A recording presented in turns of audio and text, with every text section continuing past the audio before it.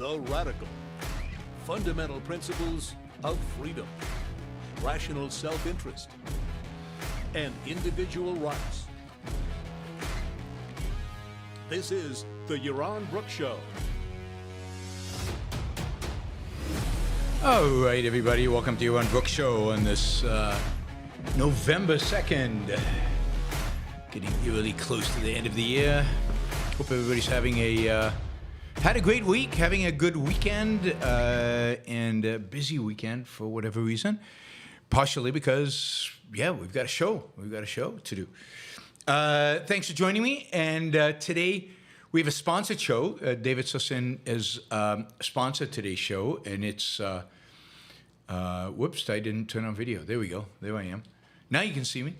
And we're going to talk about inflation today. So we're going to talk about inflation, what it is, what causes it, all kinds of other ideas about what causes it, and we're going to try to address those. David basically has, a list here of 20 questions that I will go through and answer, and it's like his 20 super chat questions. David says you can see me now. So we're going to do that. That is the focus. It should be fun. Hopefully this raises other questions in your mind. Whether you're David or anybody else, please feel free to use the super chat to ask additional questions or clarifications or anything like that. And I will try to address those as well. As I told you, next week I'll be traveling. So the schedule is going to be doubtful. We will have on Monday evening, 7 o'clock, we will have an interview with Mike Mazza. We'll be talking about private space exploration. Well, let's talk about philosophy of science. So if you're interested in philosophy of science, if you're interested in Popper, you just finished a course for the Ayn Rand University on Popper. If you're interested more generally in the philosophy of science, he's your guy. So it's going to be a lot of fun to talk to Mike. He is one of our fellows at the Ayn Rand Institute. He lectures at econ, and I think he's going to lecture at Ayn Rand conference in Austin. So join us tomorrow, 7 p.m. Not tomorrow, sorry, Monday, 7 p.m. For the interview with Mike. Earlier in the day, we'll probably have a news roundup. Tuesday, I'm flying to Nashville. Hopefully, I'll see some of you in Nashville on Wednesday. That'll be cool. So try to join me. I'll try to do a show from Nashville. Not sure I'll be able to, but I will try. And then Thursday, Friday, I'm in Denver. And then Saturday, I'm flying. And then Sunday, Monday, Tuesday, I'm in Buenos Aires. Wednesday, Thursday, Friday, I'm in Vitória in Brazil. And then back home for a week. And then all hell breaks loose in terms of travel. Okay, one other thing I want to point out before we jump into the topic. And that is that good news out of the UK, or at least I think it's going to be good news. And that is that Kemi Badenoch, I think. I'm probably mispronouncing it. Kemi has won the Conservative Party leadership contest. She will now be the Conservative Party leader. Now, I'm impressed by Kemi. Kemi is she was born, I can't sure if she was born, I think she was born in Nigeria, at least spent a significant time of her childhood in Nigeria. And her parents are from Nigeria, and she's been involved in the governments of the last few conservative administrations. I don't think she's done a great job while she was in government, but now she'll have an opportunity to really shape the messaging and the program and the whole leadership of the conservative movement in the UK. Why I'm excited about her? I'm excited about her because I met her once. I met her at a conference where she and I were on the same side of a debate, capitalism versus socialism. We were defending capitalism. I thought she did a good job. I thought she was quite articulate. And but what was great was afterwards she came up to me and said how much she enjoyed my comments, how much of a fan she was of Ayn Rand's. And so I have hope. I have hope for her. We will see how much politics grinds away at principle. Can she survive politics and stick to principle? That will be interesting. We communicate by Twitter, so I tweeted her my congratulations. Said that if there's anything I can do to help, I would be willing to help.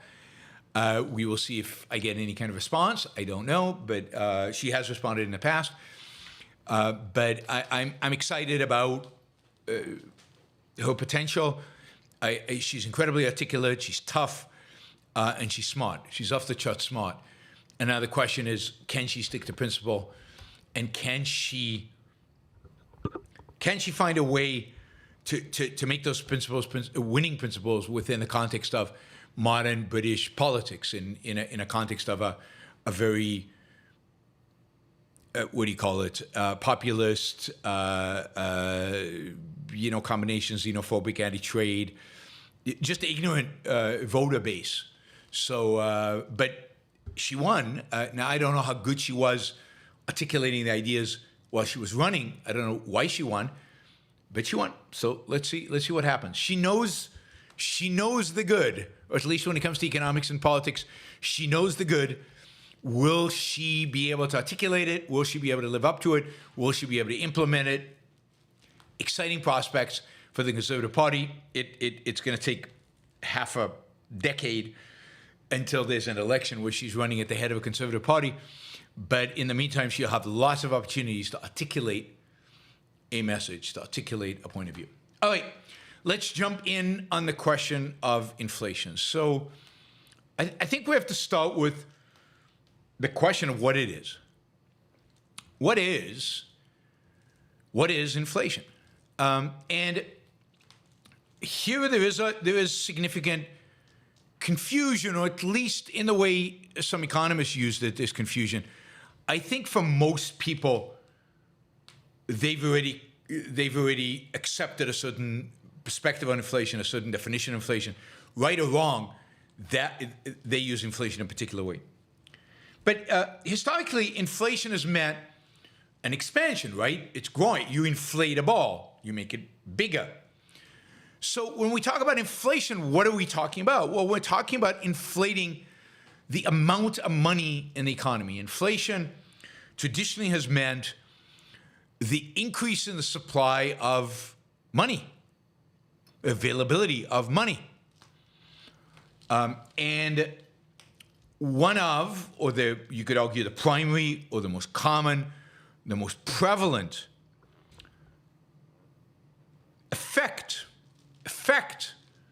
of inflating the supply of money, of everybody having more money, having more money without anything in the productions changed, without any change in the amount of goods, without any change in the structure of production. What's being manufactured, what people, what goods are out there, what goods and services are out there. Just an increase in money, that's inflation. But the main effect of that is prices go up. Prices go up. Now, not all prices go up the same. Not all prices go up at the same time. And this is where it gets tricky in terms of measuring the price increases. So let's start with the fact that most people, most economists today, when they talk about inflation, what they're talking about is the prices going up. They're talking about the effect, not the cause. So when people talk about inflation today, and mostly for the rest of this conversation, we're going to talk about prices going up, because that's kind of how people use it, how it's related, how it's discussed. And we could fight against that, but I'm not sure how useful it is. The effect is prices for consumers go up, right? Prices for consumers go up. But note that is the common definition of inflation. That's how people out there view it. And again, most economists today, even some of the better economists, the way they think about it is prices going up, or the flip side of prices going up, which is closer to reality and true. That is the purchasing power going down. That is, your dollar can buy less. Now, why would the dollar be able to buy less? Less, just broadly. Well, because it's less valuable. Why would it be less valuable? It's still the same piece of paper it was yesterday, or it's the same gold coin as it was yesterday. The reason it might be worth less is if there's just more of it. There's just more of it. So any given piece is worth less. And that relates the two definitions, right? That relates to cause and effect. The fundamental phenomena of inflation is that your unit of money is losing value, is going down in value. And how do we measure the value of a unit of money? In what it can buy. In what it can buy.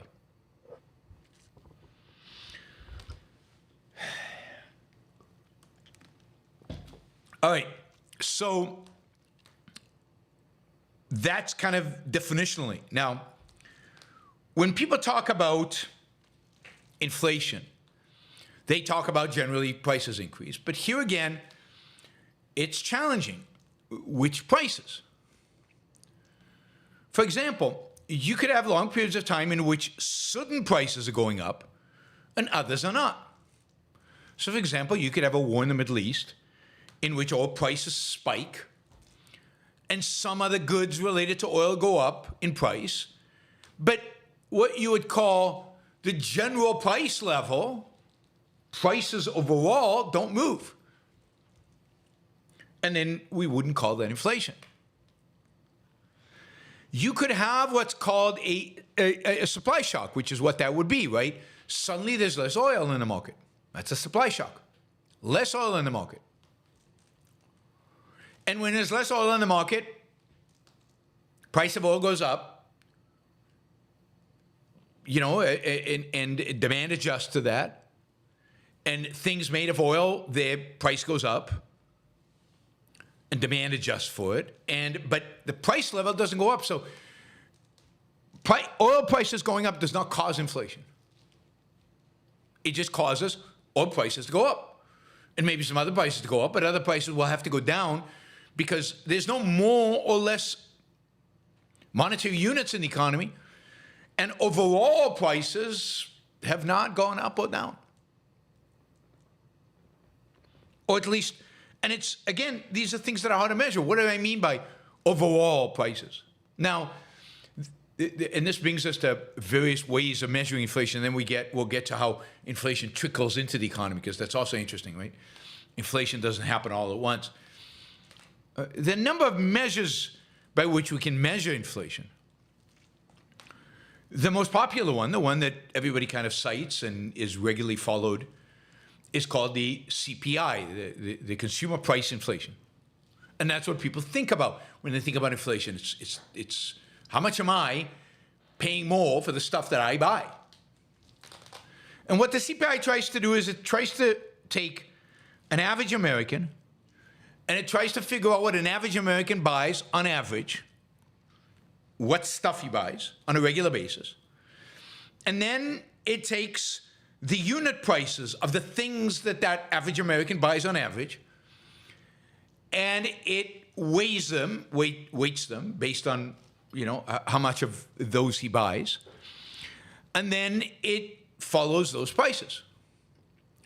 And if the prices are going up, that's inflation. If the prices are going down, that could be called deflation, right? It's what's called a basket of goods. A basket of goods that an average American, on average, buys. But that's measuring one particular basket of goods. Not all Americans are average. Even the average American, whoever the hell that is, I think he lives somewhere in Ohio. I think there's a town in Ohio that's been defined as the home of the average American.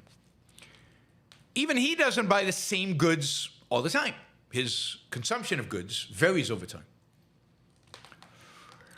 So, again, it's kind of a proxy.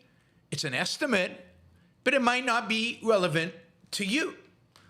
If you're super rich and you consume, I don't know, private jet time, you consume, I don't know, Michelin star restaurants, you consume caviar, champagne, very, very expensive bottles of wine, then you might not feel inflation prices going up in exactly the same way as that average consumer who have his average basket of goods. So that's one problem with CPI, with a CPI measure, is the extent to which it reflects you. If you're a student living in student housing or just renting a place and you spend almost all your money on rent, then your basket of goods is very different than my basket of goods where I don't spend any money on rent. Your basket of goods is weighted heavily towards rent. So if rent prices are going up, and that could be because of inflation, that is general rise in prices, or it could be because there's just a shortage of housing, because regulators won't let people build houses, then you will feel like inflation is going up really, really high, even though the CPI number is pretty low. Because your cost of living is rising. Other people's cost of living might not be. So again, CPI is very much on averages. CPI also has a problem, which all measures of inflation do, and that is a problem with the quality of the goods being purchased. So, for example,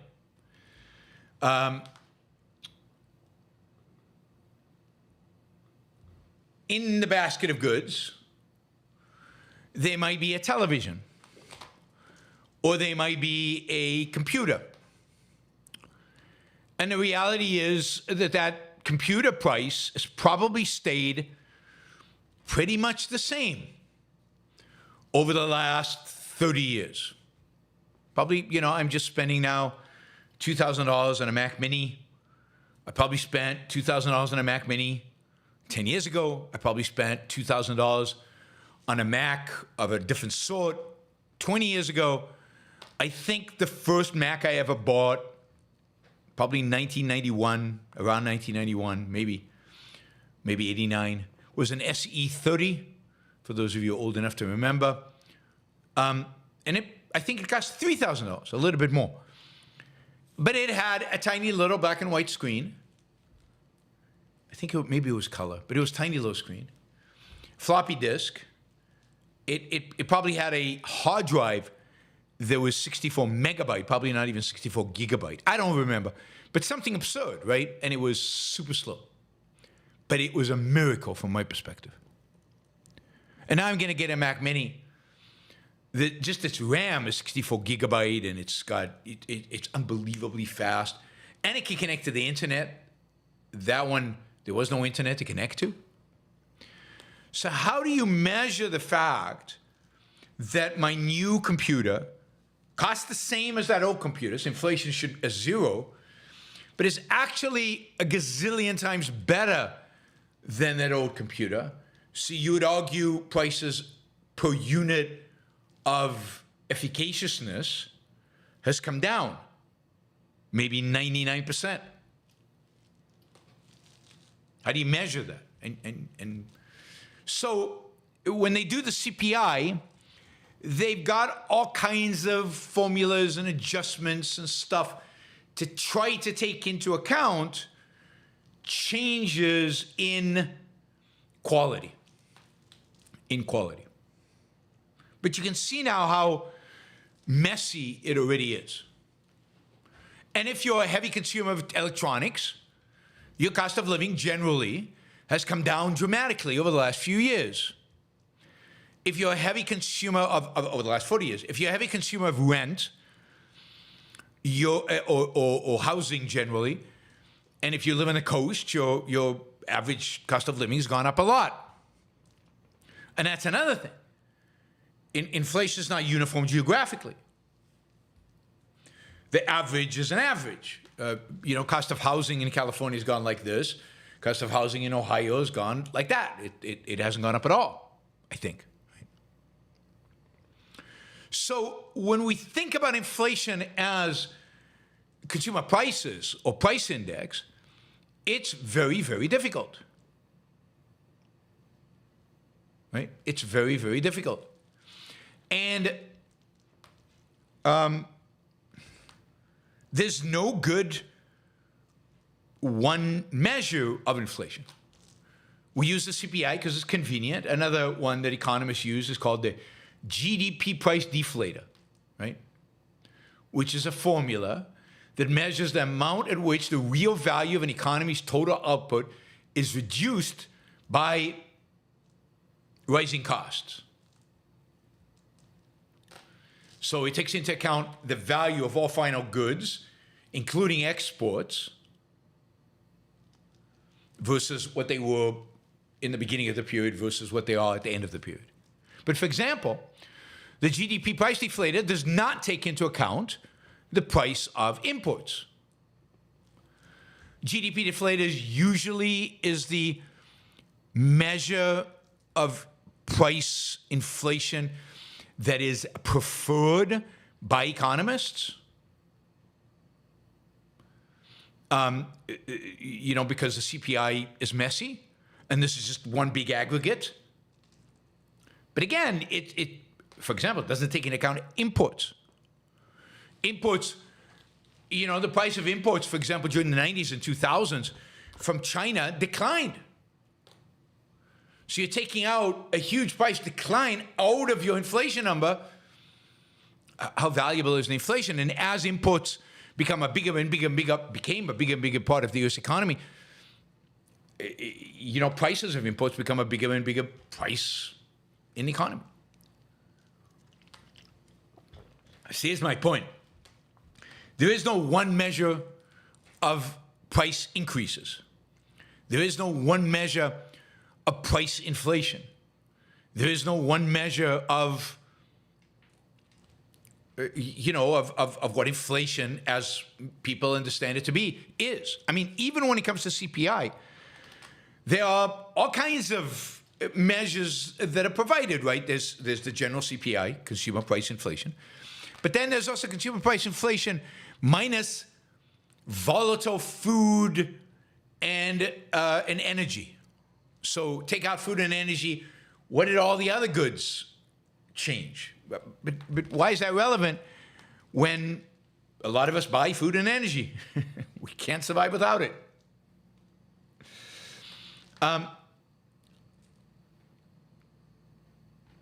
So it's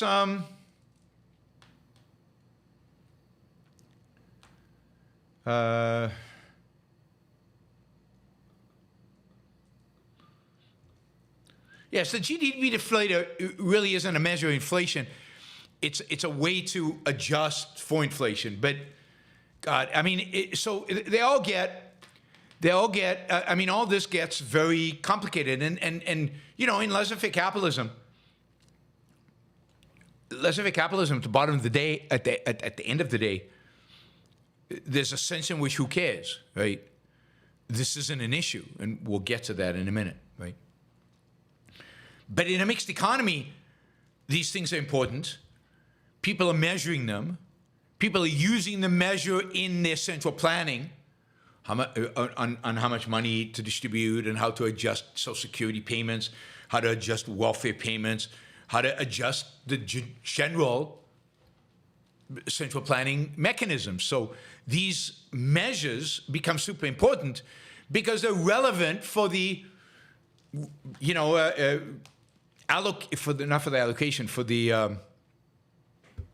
for planning, for economic planning.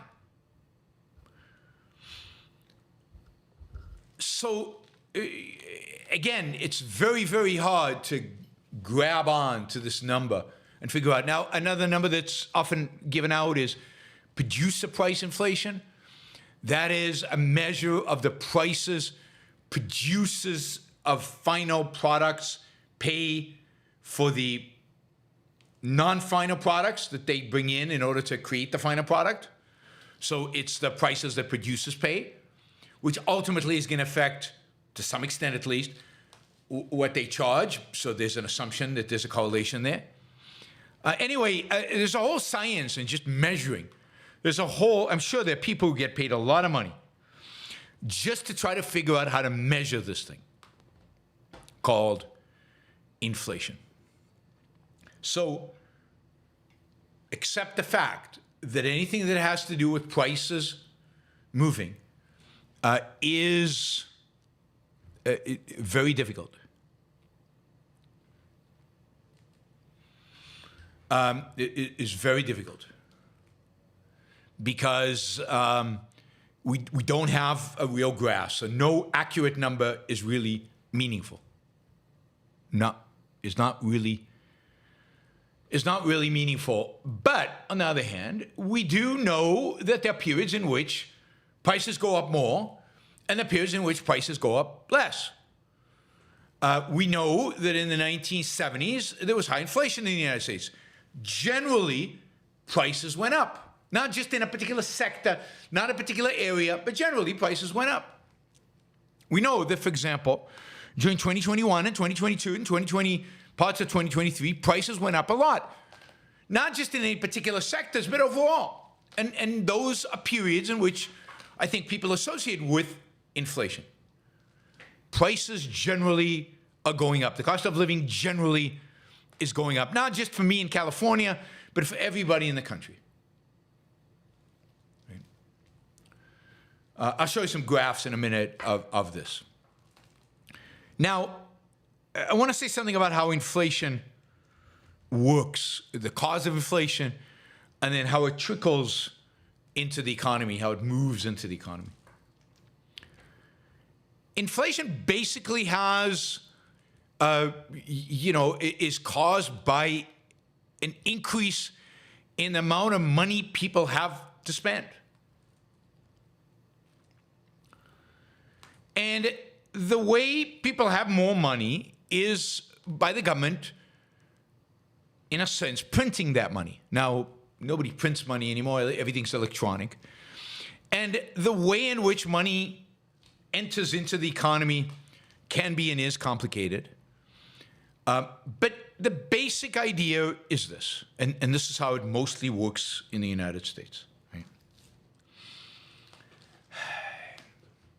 If you want to increase the amount of money in the economy, if the Fed wants to increase the amount of money in the economy, the primary way in which it does it, there are a variety of different ways to do it, but the primary way in which it does it is it buys financial assets from banks.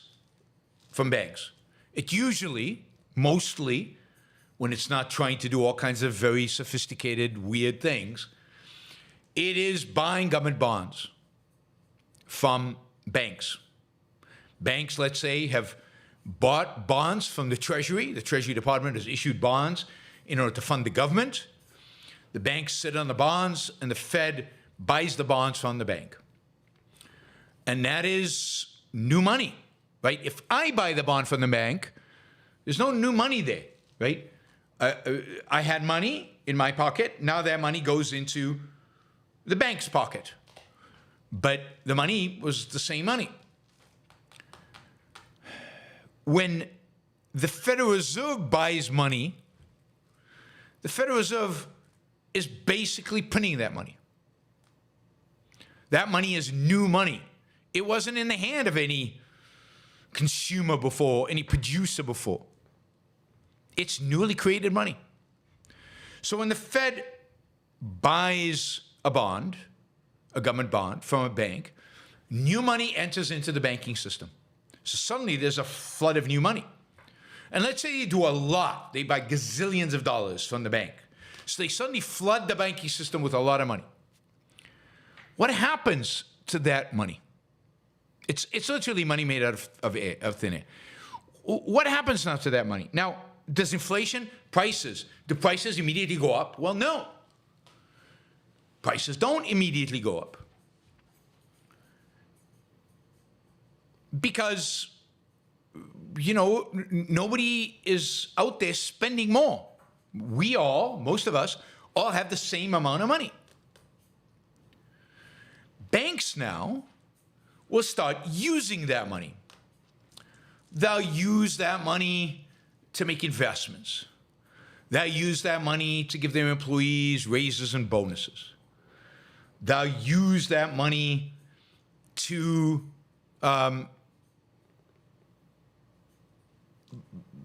make loans. And as they start using the money starts filtering through the economy. And we all get a little bit of it. And the people who first get that money are going to rush and buy with that money, and they're still going to get that low prices. But as producers see there's more demand for my goods, people have more money to spend on my goods, prices will start shrinking up. And they might start going up in one sector, and then the other sectors will slowly catch up. And over time, you'll get a general rise in prices as the money filters through the entire economic system. Now, I am obviously simplifying here, and generally in the topic today, we're going to do a lot of simplification because this gets really, really, really complicated. For example, during the post-financial crisis, the government bought a lot of financial assets, not just bonds. It bought mortgage-backed securities. It bought a lot of stuff that's, in a sense, increasing the amount of money in the banking system. And the amount of money in the banking system went up a lot. But at the same time, the Federal Reserve required the banks to hold more and more money on reserve. And restricted the ability of banks to use the money they had just received. And indeed, for the first time in American history, starting in 2008, late 2008, the Federal Reserve started paying banks interest on reserves that the banks held at the Federal Reserve, thus limiting the incentive for the banks to lend this money out, to loan this money out. So the money came in and then went right out. It bailed out maybe certain industries, it helped certain places, and it created certain asset bubbles maybe, but generally it didn't filter through the economy, because the way it filters through the economy is really through bank lending, because bank lending was restricted by the Fed and by the incentives the Fed was providing the banking system.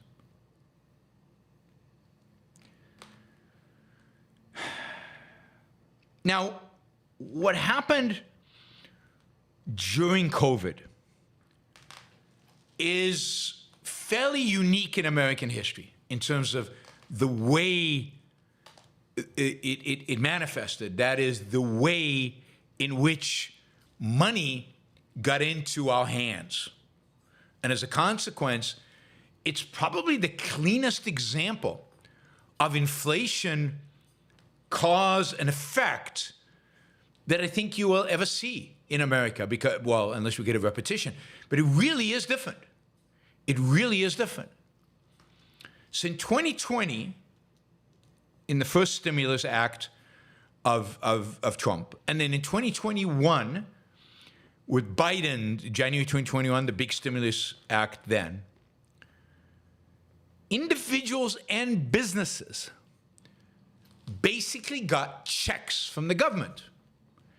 They literally got a check. Now, so we all became richer. Suddenly we had money we didn't have before. We all got a check from somewhere. And because businesses were also also got checks, which were used to pay our salaries. It's not like our salaries went like this and we got some money from the government. We got our salary and we got money from the government. So now where did this money come from? Now, if the money had just come from we're cutting other government spending. We're going to cut other government spending. We're going to take what we save from cutting those other government spending, and we're going to issue checks to people. Then it wouldn't have been inflationary in terms of rising prices, because you would have just shifted consumption from one area, government spending on, I don't know, digging ditches and filling them in. And instead, you're now giving money to people and they're going out and spending them.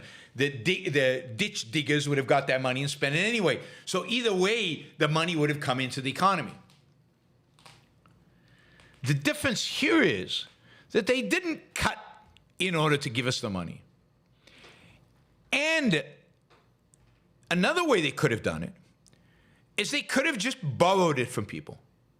Now, again, if you borrow it, you're basically taking it from one pocket and putting it into another pocket. So you're taking money from the people who are buying your bonds, dollars from the people who are buying your bonds. This is people lending money to the government. That's what borrowing it means. People lend money to the government. But if they hadn't lent the money to the government, they would have done something else with it. They would have invested it. They would have consumed it. They would have done something with it. The money would have been in the economy. It would have been circulating. But what is different about what happened both in 2020 and 2021 is that they basically borrowed this money from the Federal Reserve, which means the Treasury issued bonds to the Fed and got dollars directly to give to all of us. It's a pure example of a massive increase in the money supply without an intermediary, i.e. the banks. So the Treasury got the money from the Fed. The Fed got bonds, but those bonds, the Fed is a government agency, so it doesn't matter. It's just a bookkeeping entry, right? And then the government sent us checks. So we all became richer during COVID. And with this extra money, we went buying, we went spending. And as a consequence of that spending, we bid up prices of things. Now, it happened that certain things at the time were also constrained. That is because people were working less, even though they were still getting a salary and they were still getting government money. Less stuff was being produced. There was less trade globally. So there was less stuff and lots of people trying to go in and buy stuff, and the price of stuff went up. But even when the amount of stuff returned to normal, people still had more money in their pockets. And as a consequence, prices continued to go up. Now, I would argue that it was inevitable that inflation, as this annual increase from year to year was going to come down. Why was it inevitable? Because the government basically did this as a kind of a one-off. They distributed money to all of us, and then they stopped. And once we all went out there into the marketplace and this money got circulating into the marketplace and bid up all the prices of all the goods, there was no more money coming in to drive up inflation even further. At least this particular, mechanism was gone. Now, government continues to spend like a drunken sailor. The Federal Reserve could monetize all that at any point in time. That is, it could start buying a huge amount of debt, a huge number of those bonds, particularly if other people in the marketplace don't want to buy those bonds. And as a consequence, flood the market again with money, and inflation could pick up again. But just that one injection of all that money in 2020, 2021 resulted in a spike of prices, and then you'd expect prices to stay stable after that. Right. All right, so that is a story about inflation. You could, there is also an argument that there is something called inflation expectations. That is, people, in anticipation of inflation coming, raise prices in anticipation. And there's a sense here in which the bigger the government debt is, the more the government owes, the more people expect the government to inflate, because with inflation, the value of the government debt declines. The nominal amount, the amount of debt doesn't go down, but in a sense, the purchasing power of that debt declines. So it's easier to pay it off. The higher the inflation, the easier it is to pay off debt.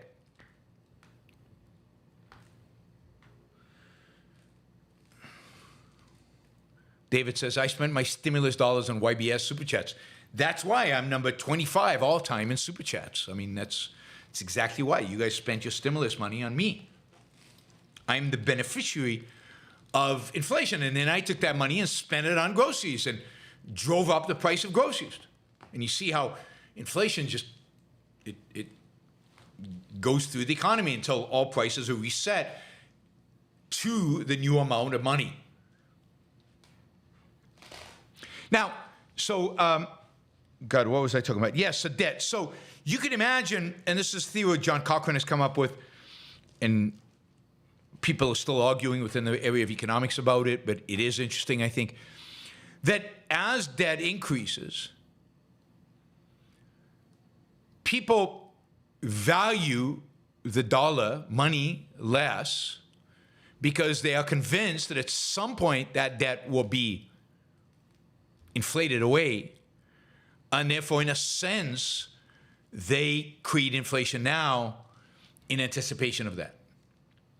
So in that sense, he calls it the physical theory of inflation, where physical deficits add. They're not the only cause, but they add. I still think the mechanism by which they add has to be monetarist, has to be through money. So, I still think that inflation is primarily a monetary phenomena that is caused by an increase in the amount of money, however you want to measure the amount of money. And that's the other problem, is how do we measure money? How do we measure the amount of money? And here again, there are lots of debates among economists. There's a monetary base, there's M1, there's M2, there used to be an M3, I think there's an M4. There are all kinds of, and different economists use it differently. And again, I have no particular knowledge in what is the right monetary base. But generally, if the amount of money increases, you'll get inflation. And the amount of money in an economy like ours is always increasing, and that's why there's always some inflation. Prices are going up somewhat all the time. It's spikes in inflation that are worrisome. Now, David asked for some historical events highlighting monetary inflation. So let me put up a graph. This is in the U.S. The first big inflation of modern times that used fiat money was in France in the early 18th century. And an economist by the name of John Law, who was Scottish, but who came to France and befriended the authorities, befriended the king was too young, so he had a regent that ran France, I think, and he befriended him and managed to convince him to be able to start a bank, Banque Générale, which had the right to create banknotes without anything backing it. He was the first one to use as a backing, as far as I know, to back these banknotes, government debt. So he bought huge amounts of government debt. He also, it's a complicated story, which we don't have time for today. You can read about it, but he also used this bank in order to buy up all the shares of the Mississippi Company. This is the company that owned land, the Mississippi territories that ultimately were sold by France to Thomas Jefferson, and basically printed up huge quantities of money, fiat money, and created massive inflation and a huge bubble, which burst. He had to escape from France. His life was in danger. There's a whole interesting, fascinating story about it. What's interesting is that basically he was doing at this Banque Générale what central banks do today. he didn't have it all down yet in terms of pulling it, the sophistication. But he is considered in many respects a hero by I think many modern economists and central bank proponents. This was the first kind of modern central bank in the way he issued currency. They think today that they've got it worked out better than he had it worked out back then. So that, I think, is the first example of runaway inflation and its consequences. And that's in the early 18th century. One could argue that the economic crisis that it created basically, ultimately, this is 50 years earlier, but 70 years earlier, laid the foundation ultimately for the French Revolution from an economic perspective. It devastated the French economy. It primarily devastated certain classes of aristocrats, but primarily devastated, as these crises often did in a serf economy, the poor. It created real angst within France, which ultimately led, together with the intellectual revolution of the 18th century, to the French Revolution.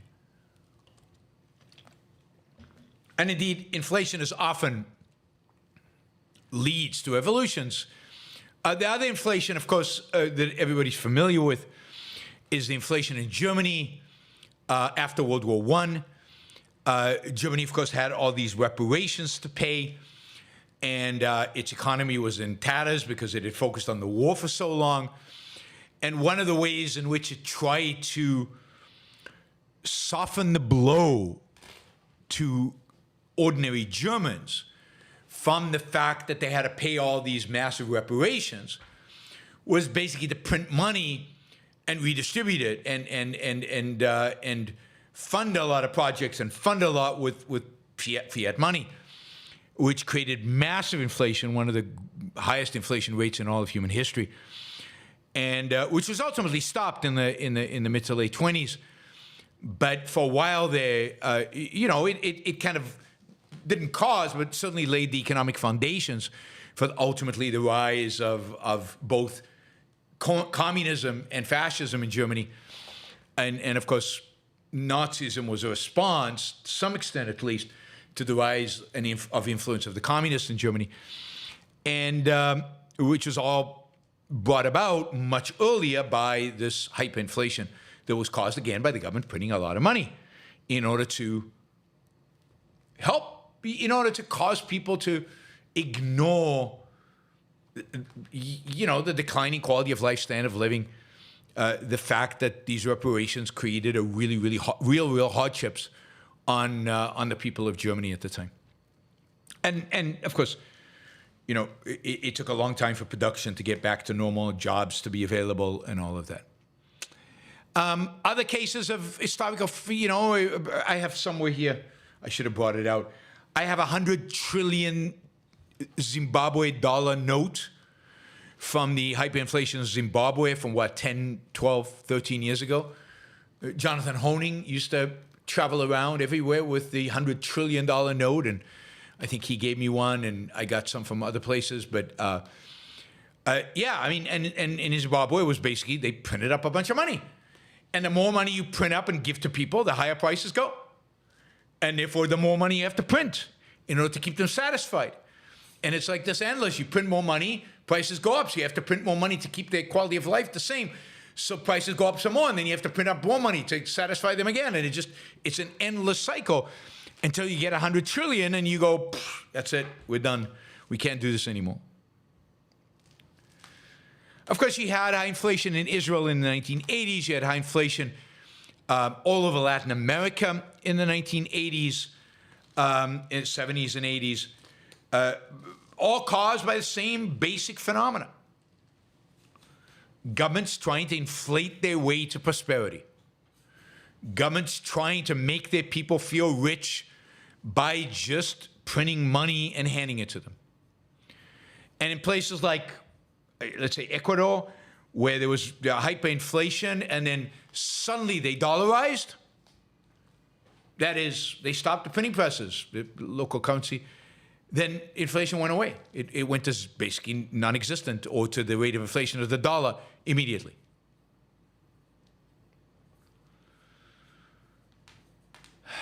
So those are kind of examples of inflation historically. I'll show you a graph of some graphs of U.S. inflation.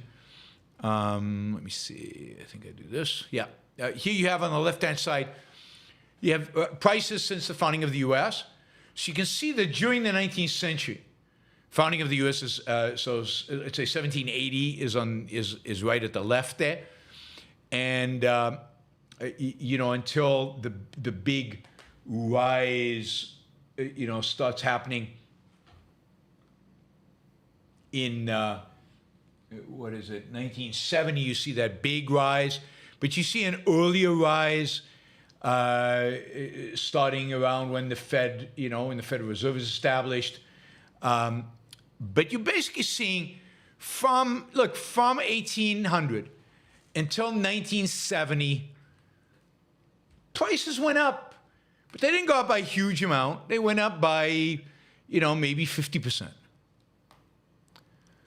And then from 1970 today, they've gone up, or from 1880 to today, they've gone up by 3.5%. 3.5 times.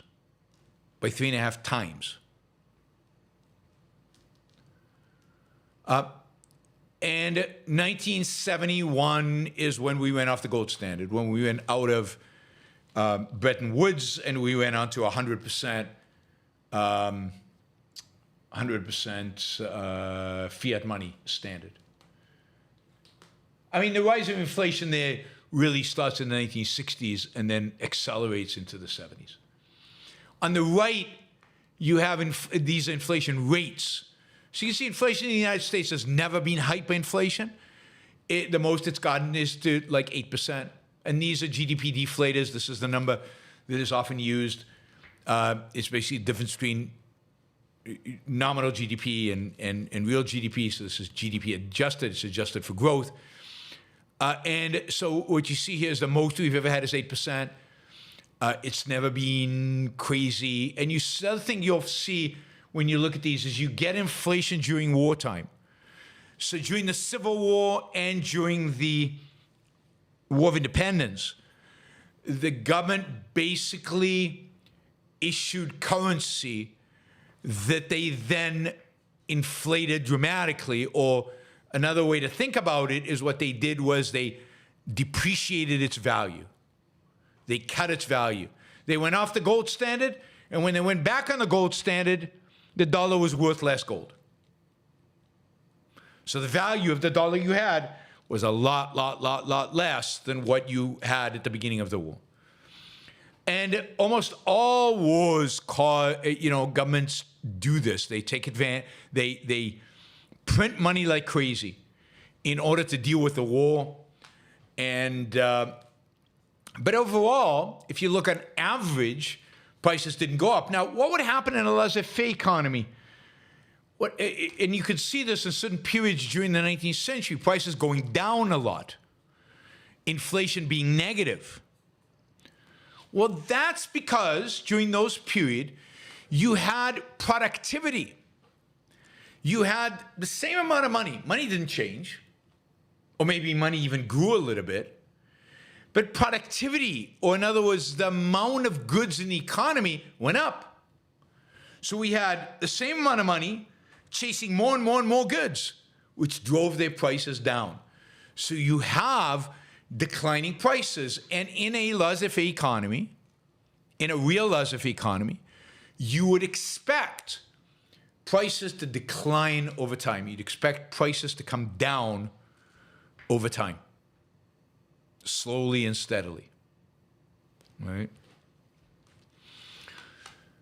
All right, so those are some examples. Let's see, I had another set of graphs. That's another graph that shows from, 1900 or something, 1910. You can see periods of prices coming down, the 1930s. Now in the 1930s, prices did not come down because of increased productivity. Prices in the 1930s actually came down because the amount of money in the economy actually shrank. Now, this is an era, of course, of fiat money. This is post the establishment of the Federal Reserve. And what happens during this period is the Federal Reserve makes a mistake, or at least we can look at it from afar and see it as a mistake, and they actually sucked money out of the economy, just as the economy was spiraling into recession. And there are two ways in which money gets sucked out of the economy. One is the Fed, reserve requirements. Banks had to keep more in reserve, but also because of the pessimism, because of the conviction that the economy was spiraling out of control, banks wouldn't lend money. Every time a bank lends money, in a sense, it's creating money. We can go through that if you want. So this is what's called the credit contraction, where credit contracts and money contracts, and therefore goods contract. And what happens to get out of that in World War II is the government spends a lot of money. The government prints money, and then you get a spike in prices.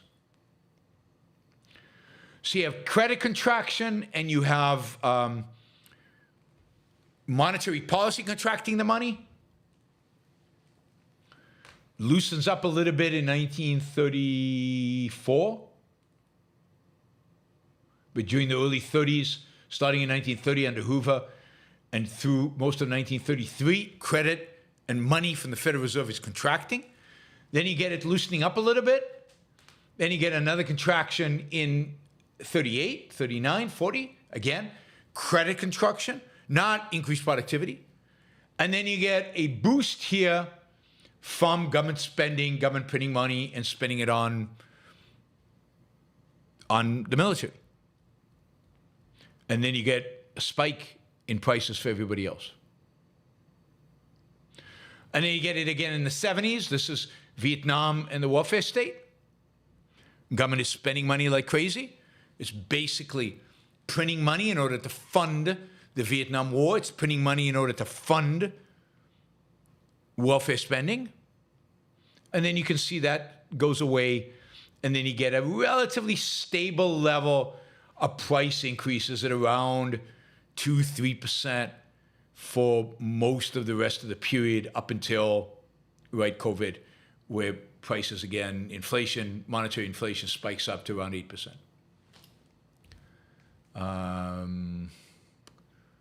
Again, this is a graph of changes in prices, GDP deflator throughout American history.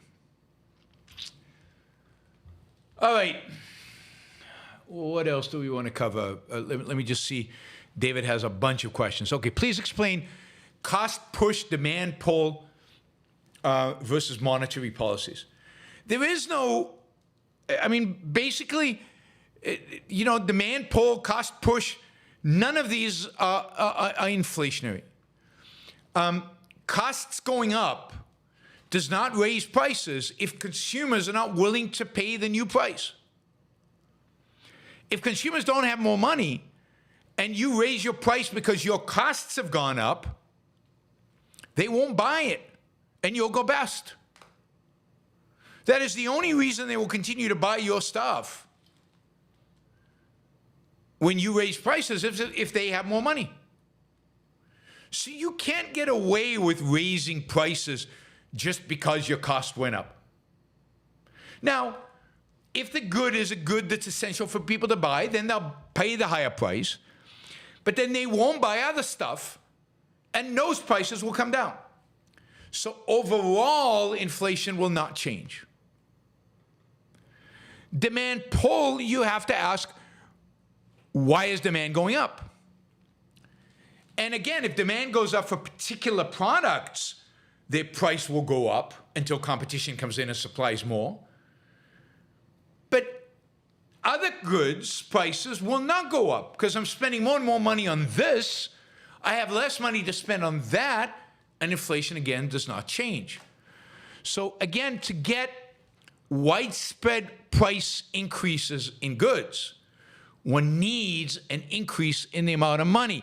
That is, the demand has to be a consequence, not of just I want more of this stuff, but the demand has to be a consequence of I have more money to spend. And not just me, we all in our economy have more money to spend. Because if it's just me, then I go and spend stuff. That doesn't affect you, right? And remember, wealth is increasing. So the amount of money available for us to spend keeps increasing. But it's increasing, at most at the rate of economic growth, at the rate of that wealth is increasing. And you'd expect gold to increase, let's say, at about 2 to 3% a year, the amount of gold in the economy. But you'd expect productivity to increase at 2 to 3% a year.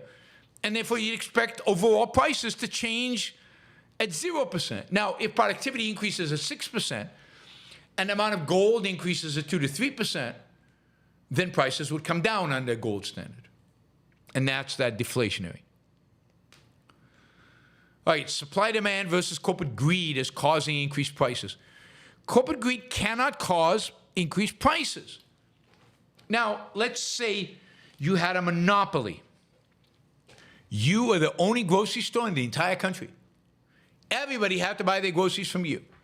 And therefore, you could charge whatever prices you wanted. Now, you can charge whatever prices you want because at some point, people stop buying from you. They'll go farm for themselves. But you can increase prices. So all the groceries, all the stuff you sell in the grocery store, this monopoly, you can increase prices because you're greedy, up to a point. And we're assuming no competitors can enter to undermine you. Let's just assume you've got this government-granted monopoly. It's still true that as people spend more and more money on your groceries, they have less and less money to spend on other things. And other things, those prices will have to come down or they'll disappear. So you don't get a total increase in prices. You get an increase in prices in that area in which you have this government-granted monopoly. But where you don't have a government-granted monopoly, I mean, this is just absurd. Because the more and more you increase prices, the more and more incentive you provide competitors to step in and take market share from you. And that will drive prices down.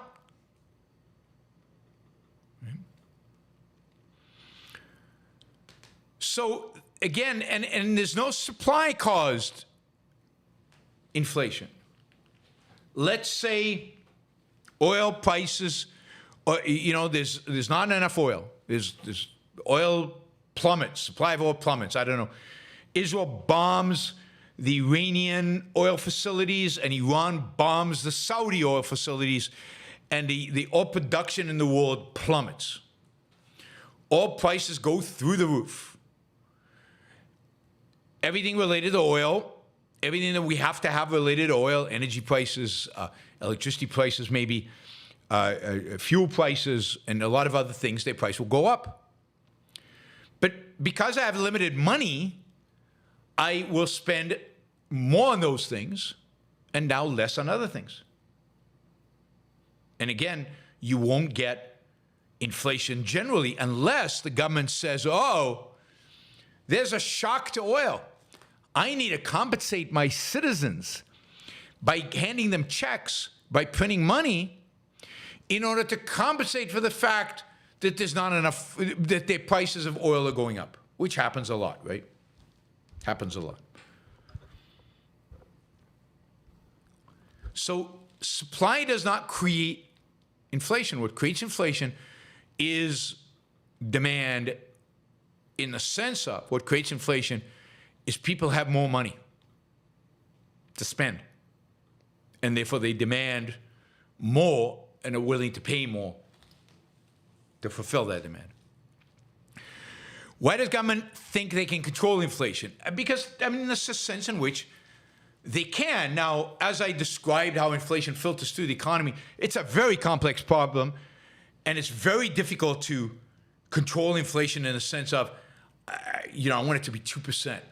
They don't know how to do that. because they're central planners, and you can't figure out how exactly what you do with the lever of money and interest rates and reserve requirements at the banks and all these things, how that'll affect prices. But for example, government can create a lot of inflation. They know how to do that. That's easy. You can pin up a lot of money and hand it out to people. Helicopter money will create a lot of inflation. And they can stop inflation. They can literally turn off the printing press, no more Fed buying bonds, and they can have deflation. They can have prices coming down very quickly. So they can control it at the gross level, at the big level. They can't fine-tune it. They have no ability to fine-tune it. No ability to fine-tune it. You know, this Fed has a goal of 2% inflation. They have no idea how to get that. They're playing around. They're pushing different levers, and hopefully they get something close to 2%, but they don't even know how to, again, we've talked about measuring the 2% and the difficulties involved in that. So it's very gross. And it's the attempt of a central planner. It's the attempt of a central planner to manage money, which would not happen. There's no inflation goal in a free market. Inflation is what it is, right? Given the supply of money at any given point in time and the productivity of business. All right, steelman of government's efforts to control inflation and their success in doing so. You know, they've been, between 1985 and 2021, governments have been, you would argue, okay at establishing a relatively, historically, relative for government, low rate of inflation. You know, inflation's been somewhere between 2 to 4%, something around there for that period of time. It sometimes is below 2%, maybe it's 1%. Again, based on the measures we use, CPI and things like that, which they target. And in that sense, they've achieved it. But that is just the effect.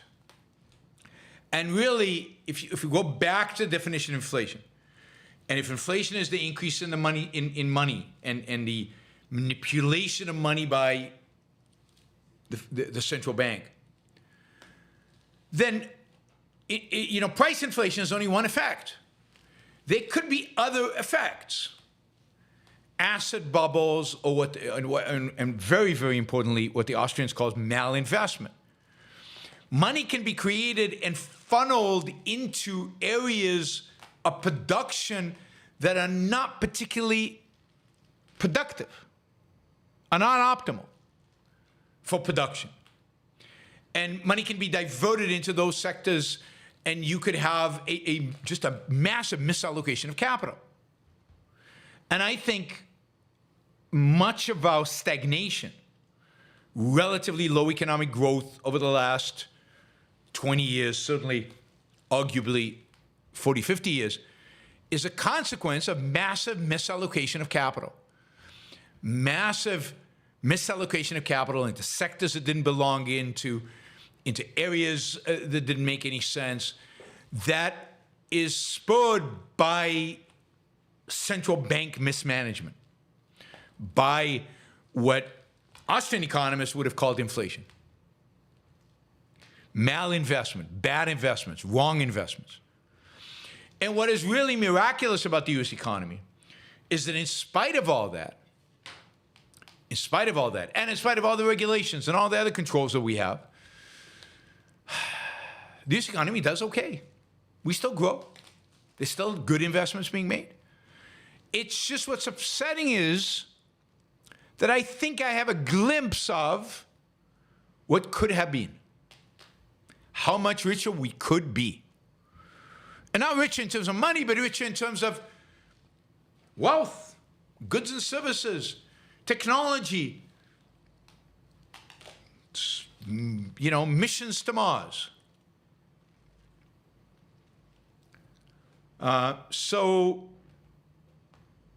Yeah, no. You know, David says at some point here, we're heading, it would seem we're heading towards hyperinflation, but it never seems to happen. No, and it doesn't, and it's not going to. unless you see the government, really engage in monetizing the debt. You see the government, basically, the Federal Reserve start buying government bonds from the Treasury in huge amounts. So, and without putting any restrictions on how that money is used. Well, the Treasury they can't, but if they buy them from banks without putting any restrictions, we really haven't seen hyperinflation. We haven't seen the precursors for hyperinflation. What we're seeing is growing and growing and growing amounts of debt, but these amounts of debt are still not enough to justify hyperinflation. Hyperinflation is defined as 100% inflation or something ridiculous like that, like in Argentina. Quantitative easing did not result in hyperinflation for the reasons I said before. That is, the quantitative easing came with lots of restrictions on how that money could be used. The quantitative easing basically was there to bolster up the balance sheets of the banks, but did not allow that money to filter into the economy as a whole. It bolstered certain sectors, primarily the banking sector, and the investment sector and so on. But it did not filter into the economy as a whole. Now, here's another example. House prices since 2008 have been going up significantly. But other prices have not. And there are a lot of people who say that the increase in house prices is basically a phenomena of all the money went into houses, buying houses, and drove house prices up. That's the manifestation of quantitative easing. But I just don't think that's true. I think that house prices going up is actually what it's done. It's reduced our standard of living. It's reduced the amount of saving and investment, which has reduced production and brought about much of the stagnation we have. But the fundamental cause of the housing prices going up is lack of supply. And this is an example where you had a shortage of supply. Prices of housing went up. Prices of a lot of things didn't. So I doubt that since the financial crisis, now before the financial crisis, the dynamics were different. Before the financial crisis, there was plenty of houses. House prices went up primarily because of a monetary phenomena, very, very low interest rates, and a real increase in incentives to funnel money into the housing sector. And there's some of that going on in the post-financial crisis. Some of that in the sense of low interest rates. Low interest rates certainly increased the price of housing. I told you, as interest rates go down, asset prices go up, everything else held constant. Interest rates going down raised the prices of housing. We could afford more houses because our mortgages were cheaper. And that's a way in which this inflation plays a role. But if you'd had supply meeting demand, if you'd had money flowing into the production of houses, then the increase in price of houses would not have been anywhere near as dramatic as it's been.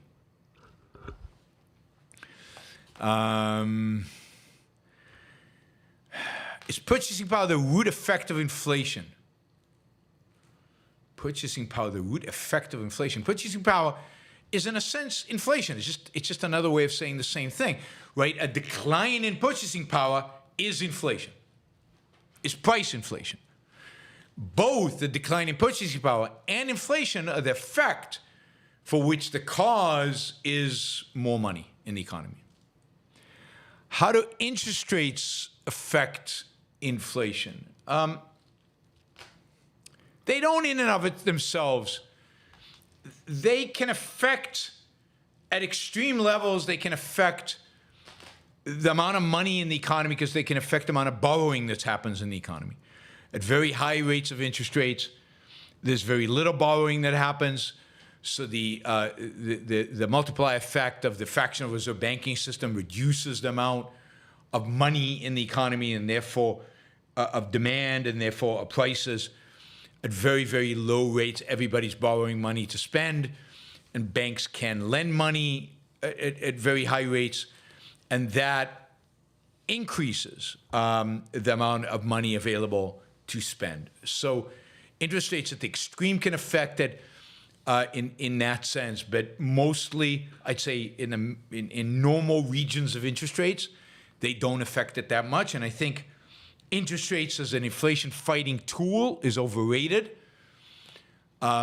Interest rates, again, very low interest rates, distort the allocation of capital in the economy. Artificially low or artificially high interest rates distort your investments. They distort where money is invested, what products are invested in, right? I mean, it could be, and I need to think about this, it could be that 0% interest rates led to less building of homes, to a much lower return on homes, given 0% interest rate. I'm not sure that's the case. And I guess I don't. It doesn't really. Yeah, that doesn't really add up for me. But I have to think it through. Let's see. What other tools do central banks have to contain inflation? Well, I mean, they could raise reserve requirements by banks, shrink the amount of money that the banks can actually lend out by increasing the reserve requirements across the board. That will shrink the amount of money that banks can create and therefore shrink the amount of money in the economy, and that would be a way, and banks have used that tool on both sides, both to increase the amount of money in the economy and decrease the amount of money in the economy. Arguably, that has been a dominant tool over the last 100 years since the creation of the Fed in slowly increasing the amount of money in the economy by slowly reducing the reserve requirements of banks. And that's a phenomenon you see. Bank reserve requirements are over 50% in I think the 30s and 40s, and now they're around 10%. Right? Again, everything is more complicated than I'm describing it because how you measure all these things is super complicated. But central planning is super complicated. How is inflation impacted by immigration, wage suppression, rising salaries, et al.? It's not. Immigration it doesn't have an effect on inflation because on the one hand, you get people coming in and consuming more, but in order to consume more, they have to produce more. So they have to get the money from somewhere. Even if they come on welfare, then they're getting some money that already exists allocated to them, and they're consuming it. So it might affect changes in cost structure. And if all the immigrants go to Tennessee, then prices in Tennessee, housing prices will go up for a while, but they won't change the inflation level across the country. And they won't even change it overall in Tennessee. Wage suppression, I don't even know what wage suppression is, but let's say rising salaries, everybody's making more money. If they're making more money, not because the government is just printing money to give to them artificially, but they're making more money because they're producing more, because productivity is increasing, then it's not inflationary. Right? Again, the only thing inflationary is, in the sense of rising overall prices or a depreciation in the value of the currency overall, is a reduction in the purchasing power, is when you're increasing the amount of money at a faster rate than productivity is increasing. Immigration does not suppress wages. It doesn't. The evidence is overwhelming, or almost overwhelming, that immigration does not suppress wages. It has small impacts and mostly positive on those people already of their wages. So that is another myth out there that is just untrue. And the reason is that when immigrants come, yes, they compete for certain jobs with the existing population, and they might drive down wages in certain professions. But now they increase consumption of other things, therefore creating new jobs and bidding up wages in other places because now other jobs are needed.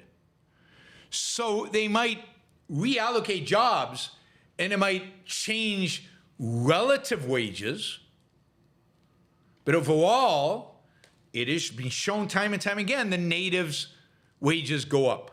Natives, again, being people who were there before the immigrants showed up. Oh, God, lots of questions here, David. Can the tax code be modified to reduce inflation?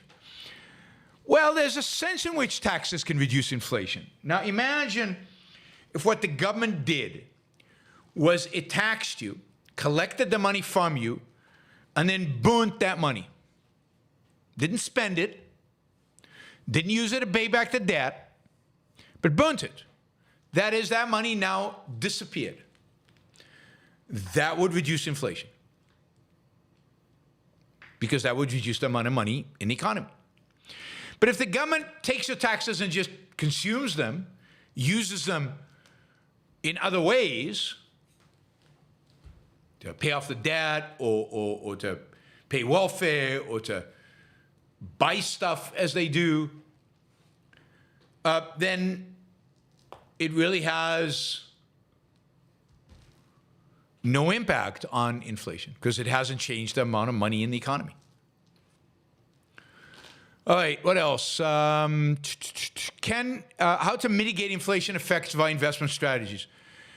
Again, a big topic, but a number of different ways. One, you can buy inflation-adjusted bonds. That is, you can buy bonds that pay you whatever inflation is plus an interest rate. And that way you can hedge your bets against inflation. That is, you can put your money in inflation-adjusted bonds and you will always get an interest that is inflation plus some 1-2% to compensate you. So that's one way. Gold has traditionally served as an inflation hedge. That is, in a sense that the price of gold has usually gone up in times of inflation. I think the direct link between the two is not quite as clear and obvious as it used to be. So it's a little bit more difficult in terms of gold, but gold right now is going up a lot. Does that mean everybody's expecting inflation to be high in the future? Maybe, maybe not. Maybe speculation. Maybe it's against the end of the world. Maybe they fear World War III. Maybe they fear Trump. Maybe they fear Kamala Harris. I don't know. But I don't think there's a direct link between gold and inflation like there used to be. And then you can also, generally stock markets don't do badly or horribly during inflation. Why? Because companies can raise prices during inflationary periods, and therefore their profits don't suffer that much during inflation. So while the discount rate increases, so the interest rate by which you're discounting future cash flows increases, the projected cash flows are also increasing. So stocks don't do great during inflationary periods, but they don't do horrible during inflationary periods. Bonds, on the other hand, do horribly, right? And of course, cash does horribly. So stocks generally do better than cash. Let's see. Are investments in gold, crypto, commodities effective hedges? As I said, gold can be and has been historically, and I don't know its correlation today. I don't see any reason why crypto would be. When crypto is adopted more as a monetary phenomena, then it could be, but it also depends on the crypto. And can the crypto be increased? Can the crypto be inflated? Bitcoin cannot be. But again, I'm not seeing a very close relationship. When inflation spiked in the US, Bitcoin plummeted. So it didn't seem like a hedge. Now it's up again. But is that because of inflation or because of some other dynamic? I don't know. Commodities can. So the extent you can buy commodities, farmland, those go up with inflation. So those are good hedges against inflation, yes. Shouldn't we buy more and more products and services from cheaper sources like China, et cetera? Yes. I mean, generally, yes. Putting aside national security issues, we should. And indeed, I believe that if you counted imports into your so-called inflation numbers, then one of the things, well, in the GDP inflation deflator, but if you count it in CPI, you do count them. One of the things that has kept inflation low in the United States, as measured by CPI, is the fact that in China, productivity has gone through the roof. And the consequence of productivity going through the roof in China is that goods that we buy from them have gotten cheaper and cheaper and cheaper and cheaper, and we buy more and more goods from them. So one of the things that kept inflation low in the 90s and 2000s and even 2010s, and to some extent even today, is the fact that we import stuff from the cheapest source. And those cheapest sources are places where productivity is increasing significantly. It's starting from a low base, and therefore we're seeing prices come down significantly, which is creating a counter effect to the effect of more and more money in the United States being available. So what happens is U.S. products get more and more expensive. But yes, I think China is a counterforce. China-like imports. How can we measure the true rate of inflation? We can't. I mean, there's a sense of, at least I don't know how to. I don't know that there is such a thing or that we know how to do it. How does laissez-faire capitalism affect inflation rate? Under laissez-faire capitalism, you basically have a small, low, negative inflation rate over time. And the monetary base probably does not grow as fast as productivity. Let's assume we went on a gold standard. Again, gold grows at maybe 2% a year, and yet production grows much faster than that in laissez-faire. Let's say you took Bitcoin. Bitcoin has a zero growth at some point. It becomes zero in the monetary base, and therefore you have zero growth in money, and the number of goods is increasing, so prices are going down significantly every year. So generally, laissez-faire, no matter what monetary base I think it chooses, is going to have a healthy monetary base would have a small negative inflation rate in terms of prices, a small positive inflation rate in terms of the amount of money in the economy. Public debt is a factor. I talked about that. If we eliminate central banks and the Fed, will that also eliminate monetary inflation? Well, yes, but you have to replace them with something. But yes, the market will create an alternative, probably gold, free banking gold standard, which will then drive inflation to zero or negative. David says, can laissez-faire exist with fiat money standard? No, because laissez-faire requires interest rates to be determined by supply and demand. It requires freedom, which fiat money basically is an oppressive mechanism that destroys freedom. It destroys the meaning of money. It destroys predictability around money. It requires governments to intervene vis-a-vis interest rates. So it's not laissez-faire. Does fiat money automatically necessitate central banks and result in mixed economy? Yes, because without a central bank, there would be no fiat money. Nobody would accept the pieces of paper as money. Fiat money requires the force of government to stand behind it. It is the force of government that gives fiat money its value. All right, that was a marathon. A good solid hour and a half. Thank you, David. David sponsored this, so he paid for this. Thank you, David, for that. Really, really appreciate it. Wes, thank you for the sticker. Really appreciate that. Feel free to ask questions at this point. You can ask on anything. I will give priority to questions around this topic that have come up to any of my discussion. Disagreements, challenges, questions, all open. Adri just came in with a $100 sticker. Thank you, Adri. Really, really appreciate that. That is a huge help.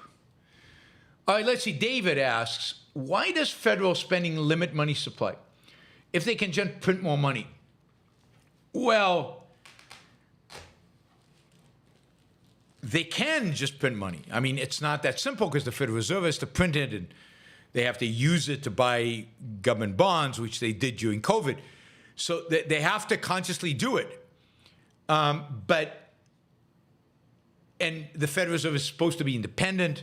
So theoretically, at least, obviously not really, but theoretically, the government can't just order the Federal Reserve to print up a bunch of money and buy their bonds.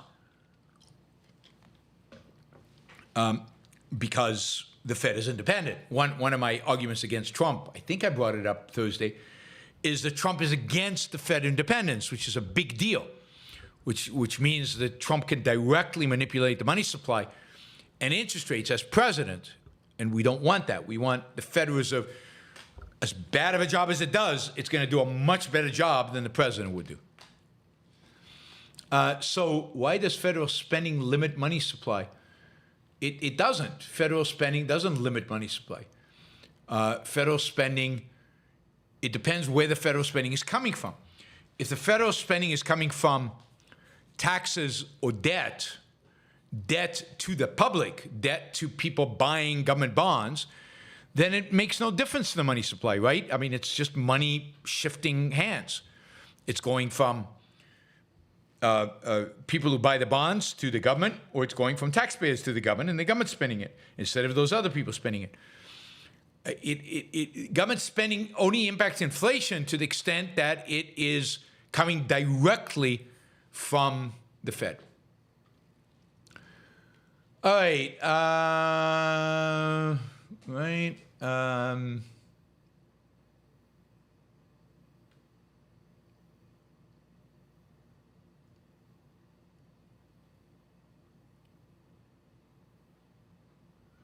okay.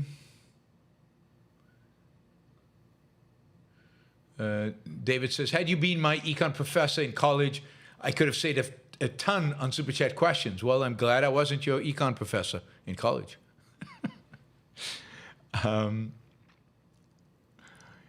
Ian says, in case I missed it, can you discuss the causes of inflation of the last few years? How much was due to Trump? How much to Biden? I mean, it's hard to tell. It's very difficult to measure these things. But mostly Biden, there's no question about that. I mean, not only Biden's stimulus plan, the Inflation Reduction Act, was it Inflation Reduction Act? Whatever the stimulus plan was in January 2021, it wasn't Inflation Reduction Act, that came later, was bigger than Trump's original thing. So you could measure it in terms of the proportion. But then Biden also went on to have the Inflation Reduction Act and the CHIP Act and a bunch of other acts. Now, arguably, Trump would have done the same thing in January of 2021 in terms of another stimulus. Trump actually argued that the stimulus was not big enough, that the checks being sent to people should have been larger. So if Trump had been president, we would have got very similar inflation, very similar, because unless Congress would have reined him in, but they weren't about to, and Republicans were quite voted for Biden's stimulus package. So I don't know, 60-40, 80-20, 70-30, I don't know, and I don't think you can actually figure that out. I don't think you measure it. All right, we'll take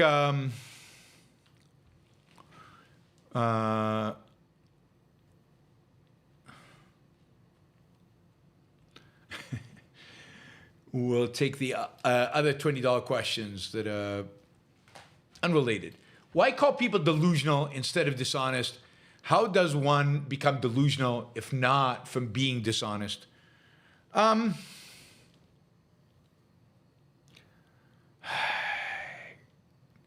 mean, it's quite possible that they are referring to very similar phenomena. I think you could be delusional because of a mistake. because of an error, because of a misidentification. Whereas dishonesty is dishonesty. You know what reality is, and in spite of that, you're advocating for something that goes against reality.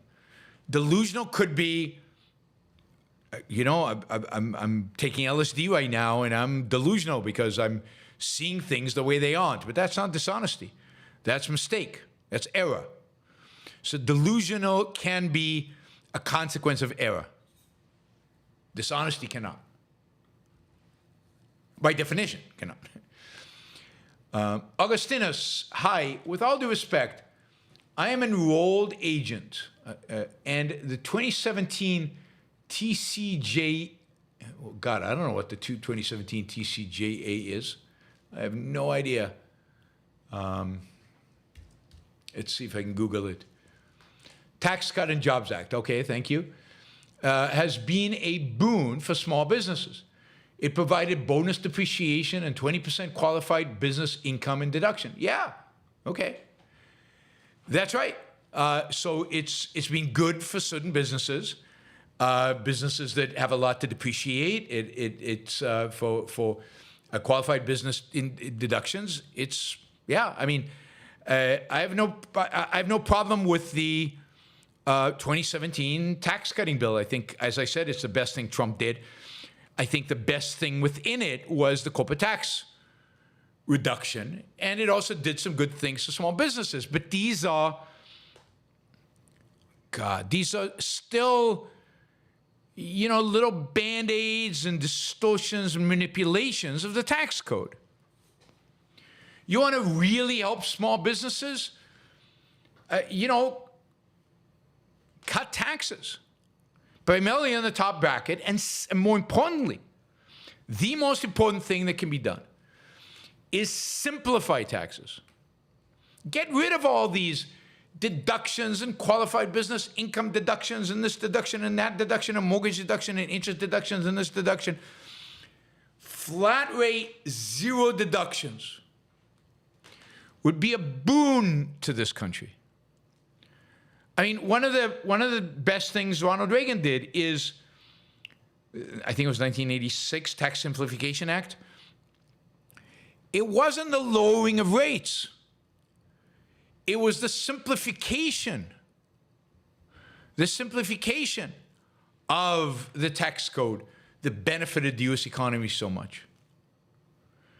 And, if you add deductions, and yes, some people are paying less, and it's a boon for small businesses. Other people are paying more. And if you look at total tax revenue for the government as a percent of GDP, it doesn't change that much. If you really want to spur GDP growth, if you really want to spur economic growth, you don't add deductions. You eliminate deductions.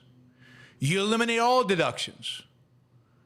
And you have a flat tax rate. And maybe the best way to do is have a 0% business tax and just tax personal income. I mean, I would like to see everything go away and just have a consumption tax. But simplification is key. Lowering rates and simplifying them would be a boon to the economy. Now, some people will be hurt by it. Some people will benefit from it. I mean, there's a lot of people who benefit enormously, a lot of small businesses benefit enormously from the complexity of the tax system. The biggest beneficiaries are tax accountants.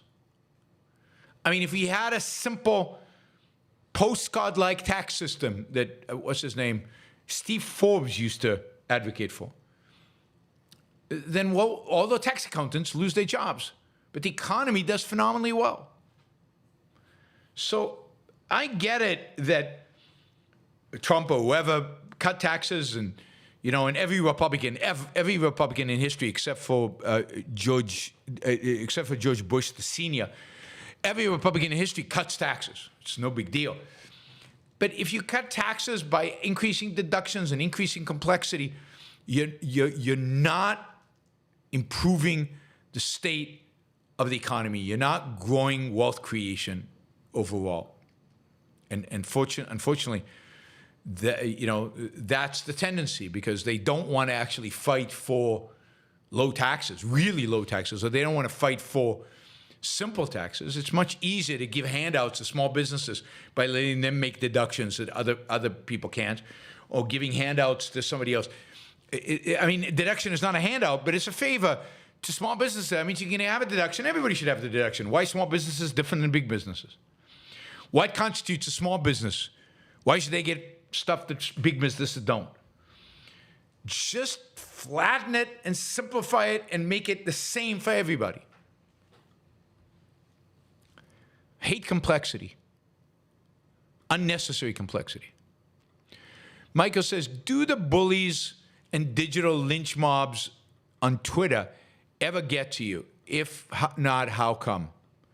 No, I mean, why would they? In what way would they get to me? So they're a bunch of anti-Semites? There's a bunch of anti-Semites out there. It's on news. They happen to come after me today. So what? There's a bunch of people accusing me of all kinds of things because I'm anti-Trump. All right, so what? I mean, it's their problem. They're for Trump. I mean, I don't know why it would get to me. What is it that would be emotionally distraught, right? I mean, I'm upset that I only have 38,000 subscribers. I'm not upset by the people who come after me on Twitter. Like, I think I should have 100,000 subscribers on YouTube. That pisses me off. And I think there's something, I'm sure there's stuff that can be done about it. I'm just not sure what. Anyway, yeah. So I don't know why I would get upset. What is it about what they're saying to me is upsetting? They have their opinions, and most of them are stupid, and the anti-Semites and so on. And how does that affect my life? It doesn't affect my life. They're not going to be super chatters. That's the only way it affects my life. But I don't want them as super chatters. Their problem, not mine. Daniel from yesterday asked, thanks for the positive show. Where did you get the graphs? I got the graphs from Scott Linsicum, who I've had on the show, and who wrote a really good piece on this for the Dispatch. So if you follow Scott Linsicum and you go to the Dispatch, you can find the article, the graphs, and I can't believe I didn't mention that during the show yesterday because they were his graphs. I should have given him credit for them. Neocon, what do you think of Allan Lichtman's 13 Keys to the White House, a model that predicts elections based on historical trends rather than polls? I don't know it that well, and I'm skeptical that that can explain the way 350 million people vote. I just don't buy it. But as I think I said before, somebody asked me about this, you can flip up a coin heads 13 times in a row sometimes, if you do it often enough. And there are enough people out there trying to predict elections, and one of them is going to get it right. Now, maybe he's onto something, but I just don't see it. Michael, do rich people today not mind paying taxes? Well, I mean, I don't think that's true because they spend an awful lot of money on tax accountants that try to protect them from paying taxes as much as they can. But they're quite willing within those bounds to pay the taxes. And certainly there are people more eager and less eager to pay those taxes, care less about paying taxes. The ones who care more spend more resources in trying to shield their money from taxes. The ones who care less spend less money. I mean, the fact is that many billionaires and centy millionaires live in California and continue to pay very high taxes. And, I'm sure they're not happy about it, but they don't mind it. I think that's right. I mean, they view it as buying peace of mind, part of it. Buying peace of mind in its sense of altruism, and buying peace of mind because they think their taxes hold back the poor from coming and slaughtering them. Michael says, if Trump wins and we have an AI revolution and the stock market booms like the 90s, will Trump get the credit? Yeah, of course he will. Whoever wins will get the credit for what happens. Whether they deserve it or not is a completely different question.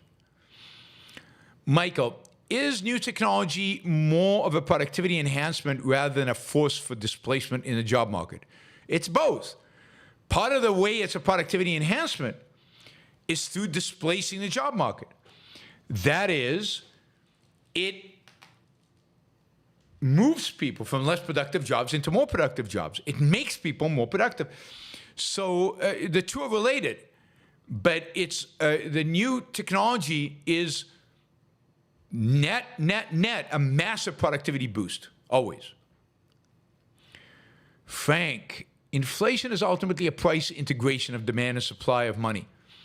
The supply of money is explicit. It is demand for money ignored because it is more evaluative and implicit. What does demand for money mean, right? Again, it depends on what you mean by money. But let's say gold is money. And let's say there are 5 tons of gold out there that represent the stock of money in the economy. And that is the money in the economy. Then, if the supply of gold increases, what will happen to demand, right? Will the demand increase as well? Yeah, I mean, they'll reach equilibrium, right? The point is that demand is hard to measure.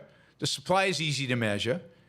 The demand, and ultimately the demand and supply of money would be ultimately reflected in interest rates. See, I think interest rates are what ultimately reflect demand and supply for money of a particular duration over a particular period of time, much more so than inflation is. I don't think inflation really is the price integration. I think interest rates are the price integration, but short-term interest rates, overnight interest rates, or 1 week interest rates, or 1 day interest rates are the price integration of the demand and supply for money.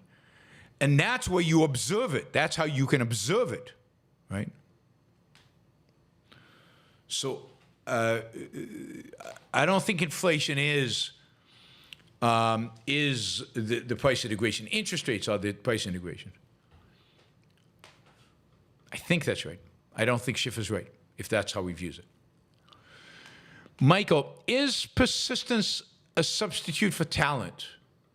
No, I mean, people who are talented in a particular area just persist at a different level. They still persist. It's just they're persisting at different things. I have to, my persistence is on a 2-pointer shot and getting it right. And somebody who's got talent is persisting about getting his 3-pointer shot in. So they do different things. Jason, I'm a good multitasker, watching podcasts while finding coupons, rewards, apps, and discounted credit gift cards. It aligns with my software testing contract and feels like my fight against inflation. That's pretty good. I used to be a good multitasker. And over the last 20 years, I've noticed a steady, systematic, unequivocal decline in my ability to multitask. I used to be really good at it, and I'm not anymore.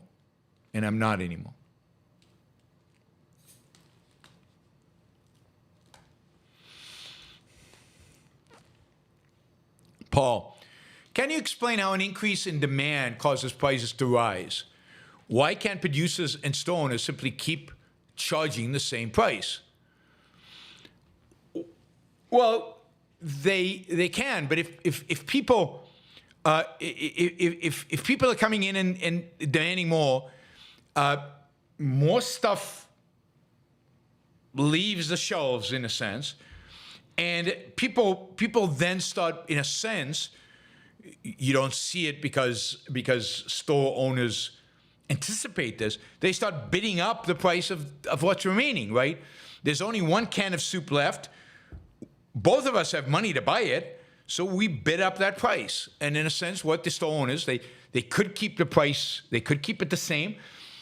They could run, they might have shortages because demand is up. But what really happens is they anticipate the fact that buyers are willing to bid up the price. And this is why a lot of times prices go up in anticipation of inflation, even if inflation hasn't happened yet. That is, that the money hasn't reached the consumer yet. But they anticipated reaching them and anticipate the bidding happening, and prices already reflecting the bidding that would happen if not. So it doesn't, they literally are not bidding, but markets are a reflection of an auction. Auctions don't happen, but they reflect that. Because they will happen at the marginal product once there's a shortage. Yaron, what were Ayn Rand's views on Jews who were socialists? Is there such a thing as Jewish socialism? I don't think she had a view on Jews who were socialists. She had a view on socialists. And there's no such thing as Jewish socialism. There's socialism. And I don't think she had any view on Jew anything. She had a view on socialism and capitalism, on bankers and businessmen. On the Jew preceding it, I don't think she had a view on, because I don't think it is of any kind of cognitive significance. It's meaningless. What does it mean? Who cares? In other words, it adds no information relevant to evaluation. How can you account, Frank says, how can you account for hyperinflation without regard to the demand for money as collapsing with an overabundance of money container supply? I don't understand. So hyperinflation is clearly the consequence of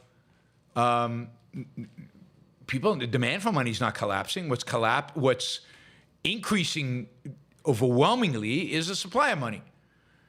And I suddenly have a lot more money, than I had before, and therefore I can pay a lot more for the stuff that I need, and therefore prices spiral upwards as I bid prices up because I have more money, constantly bidding it up. So I'm not sure where the demand for money comes in here. I'm always demanding money, right? If you if you hand me a pile of cash, I'm not going to turn it away. So I'm not sure how demand of money plays in here. Demand for money is collapsing with an overabundance of money. I mean, no, I still want money.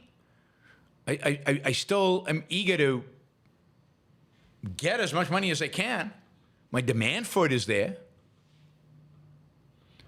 So that's not what's collapsing. Maybe I'm not understanding. WCZN. Yeah, the velocity accelerates. Yes, the velocity accelerates. Okay, so in the sense that I want to get rid of the money quickly, that is true. So the demand to hold money drops. Absolutely. The demand, but that is because that's where inflation expectations come in. The demand to hold money, my willingness to hold the money collapses, because every second I hold the money, it's worth less, because I'm anticipating that the government is printing more of it. So I immediately go out and use it to buy. I immediately go out and buy stuff, right? So it is, okay, I get what you're saying right now. Yes, absolutely. What happens during inflationary periods is people do not want to hold money. What they do is they want to exchange that money with goods that are not perishable. They buy extra refrigerators. They buy anything they can. And that is what drives it all up. So I agree that the demand for money collapses as the supply for money, as the expectation of the supply for money accelerates. And it's the interplay between both those things. Yes. Okay, here's the thing. If it was true that, and maybe I think this is what Frank's getting at.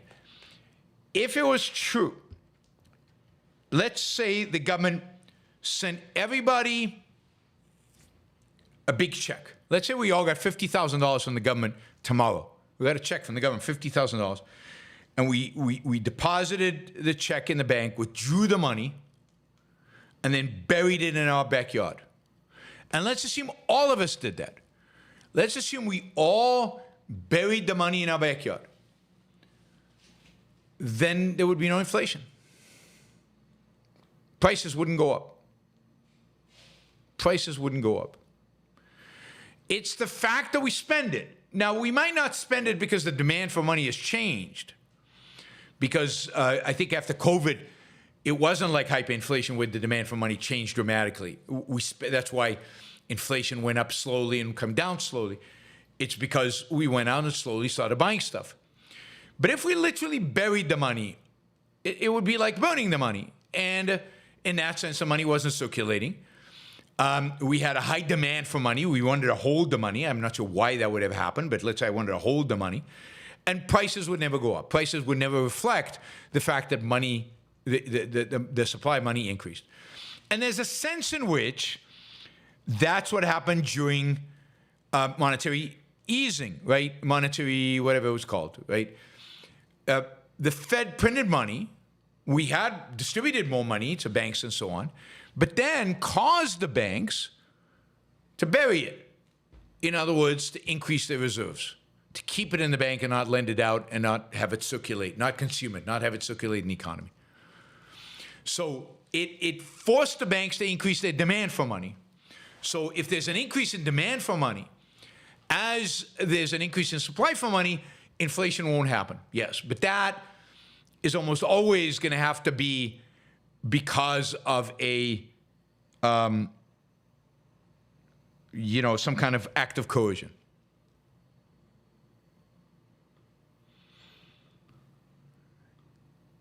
Gold is more stable because the supply is stable. And everybody knows the supply is stable, so there's no expectation of inflation in the future.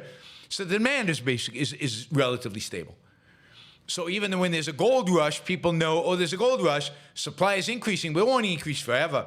So they don't have expectations about this increase forever. And it's a one-time shock, and demand doesn't change that much.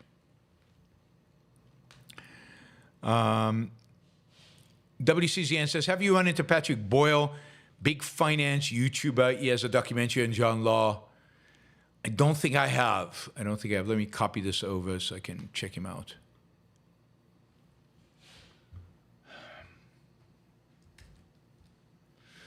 All right. Philosophy at Work says, this is to Mary Benz. Forgive me if I haven't been listening lately. Inflation has hit my pocketbook so hard, I can't even pay attention. You got to give them credit. These are really clever. Hector says, what was the talk amongst objectivists when Alan Greenspan became Federal Reserve Chairman? I don't know. I mean, I wasn't there when he became chairman. I mean, I think the talk was probably better him than anybody else. But then it quickly changed to, why is he saying the garbage he's saying? Why is he selling out the principles? I mean, I can tell you what I said. Why did he sell out? How come he sold out the way he sold out? He clearly sold out. I think it took time for that to really infiltrate into the objectivist movement, but I think people wanted to give him the benefit of the doubt early on. But Alan Greenspan had already proven himself to be a bad apple. He had headed Ronald Reagan's Social Security Commission, which recommended raising taxes and increasing the retirement age rather than privatization. So he had already shown to be a kind of a statist. Augustinus, an enrolled agent is someone who is able to represent people before the IRS. Oh, cool. I'd be happy to lose my job in exchange for a simple tax code that benefits the people. Yes, I think that's right. I didn't realize there was such a thing as an enrolled agent. I thought you had to have like a tax accountant. Stringer Bell says, hello, Yaron. What would happen if the government gives everyone $50K and everyone uses it to pay off loans? You'd still have inflation because whatever entity you sent the money in to pay off the loans would now turn around and make new loans. So if you paid off the loan and no new loan would ever be made again, then it would have no impact. But why would that happen, right? Why would that happen? It would have no impact on inflation. It would have impact on other things, but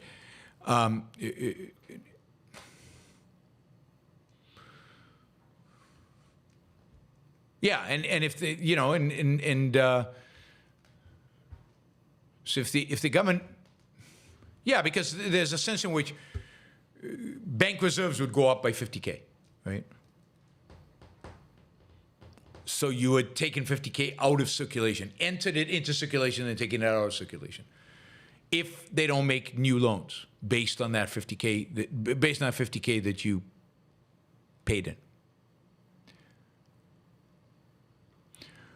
All right, guys.